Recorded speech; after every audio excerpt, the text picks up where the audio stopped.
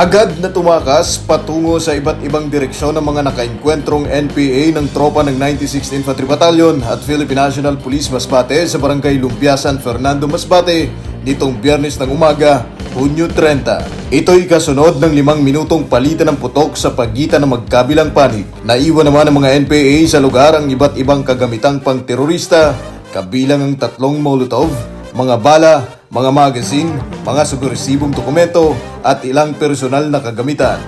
Sa ngayon, ito ang ika-11 sa sagupaan sa pagitan ng tropa ng pamahalaan at ng mga teroristang grupo sa Hunyo. Tila ginagawang oportunidad ng mga terorista ang sitwasyon sa Albay kung saan abala ang otoridad sa pagbibigay asistensya at tulong sa mga apektado ng mayon.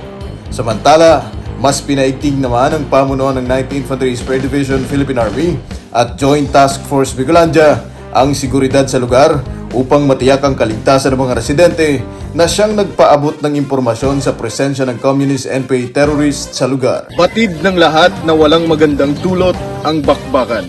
Kaya giit ng pamahalaan ang pagsuko ng mga rebelde at pakikiisa sa mga programang pangkaunlaran.